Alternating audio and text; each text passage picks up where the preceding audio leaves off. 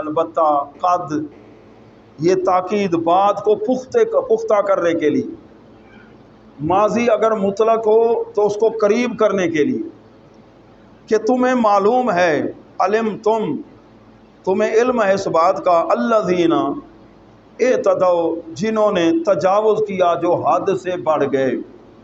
اللہ کرے انسان حد میں رہے،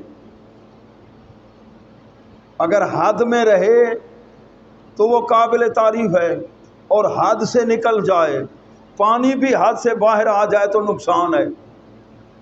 ہر چیز کا اپنا ایک معیار ہے، یہ حد سے بڑھ گئے۔ دن کون سا تھا؟ منکم فی السبت، ہفتے کا دن تھا، سیٹرڈے ہفتے کا دن۔ فقلنا، ہم نے انہیں کہا، کونوا قردۃ خاسئین، حضرت داؤد علیہ السلام کا دور تھا، اللہ تعالیٰ ناراض ہو گیا، جلدی اللہ نہیں پکڑتا، دیر سے، اور پکڑ لے تو پھر چھوڑتا، پھر گرفت سخت ہے۔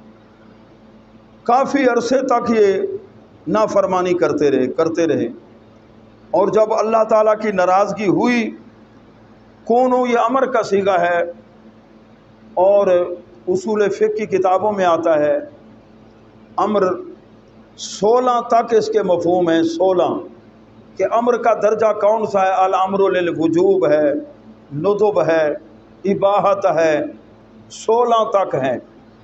امر تسخیر کے لیے بھی ہوتا ہے، تعجیز کے لیے ہوتا ہے، امر ارشاد کے لیے ہوتا ہے، یہاں امر تسخیر کے لیے ہے۔ اللہ تعالیٰ کی ناراضگی ہوئی تو اللہ تعالیٰ نے فرمایا بندر بن جاؤ، بندر دھتکارے ہوئے، خاسئین۔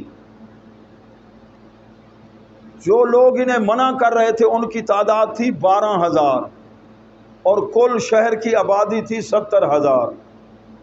12,000 کو مائنس کر دو، باقی یہ جو مرتکب ہوتے رہے اس کام کے، یہ سمجھتے رہے کہ ہم ہفتے کو تو پکڑتے نہیں ہیں مچھلیاں، کہاں سے جاتی تھیں؟ پکڑتے کب تھے؟ اتوار والے دن۔ اللہ تعالیٰ کی جب ناراضگی ہوئی، بعض علماء نے اس سے سمجھا کہ انہوں نے ہیلا کیا۔ اگر ہیلا کسی درست کام کے لیے تو وہ درست ہوتا ہے، اور اگر فرض سے کوتاہی کے لیے ہیلا کیا جائے تو پھر منع ہے، اور باطل کو حاصل کرنے کے لیے پھر بھی منع ہے۔ زکوٰۃ سے بچنے کے لیے کوئی ہیلا کرے تو یہ بھی منع ہے۔ ہیلے کی صورتیں بھی ہیں، آج کے بیان میں کچھ عرض کروں گا۔ ہیلا کرنا جائز بھی ہے۔ ہیلا کس کو کہتے ہیں؟ اپنے مقصود کو حاصل کرنے کے لیے بڑے خفیہ طریقے سے مقصود کو حاصل کرنا، یہ ہیلا ہے۔ تو ہیلا کرنا، حضرت سیدنا یوسف علیہ السلام چاہتے تھے بنیامین کو اپنے پاس رکھیں۔ بھائی جس وقت گندم لینے گئے تھے نا، تو ہیلا انہوں نے کیا، سورہ یوسف شریف میں اللہ تعالیٰ فرماتے ہیں ہیلا ہم نے سکھایا، یہ تدبیر۔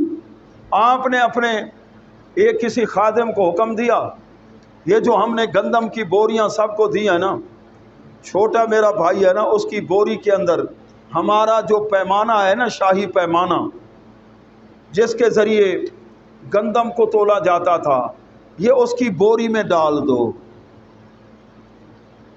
اور ان کے علاقے کا قانون تھا، جو کسی کی چوری کرتا، ہاتھ کاٹنے والی سزا نہیں تھی جس طرح کے امت محمدیہ کے لیے ہے۔ السارق والسارقۃ فاقطعوا ایدیہما جزاء بما کسبا۔ چوری کرنے والا مرد ہے، عورت ہے، اگر وہ چوری کرے، چوری پکڑا جائے، چوری ثابت ہو جائے، احناف نے کہا 10 درہم مالیت ہو، اور وہ وقف کی چیز نہ ہو، مسجد کی نہ ہو، مدرسے کی نہ ہو، اور حفاظت میں بھی ہو، تو پھر ہاتھ کاٹے جائیں گے۔ اگر مسجد کی چوری کر لی تو پھر کھلا پولا کیتا ویسی ہاتھ نہیں کاٹے جائیں، تعزیر ہوگی۔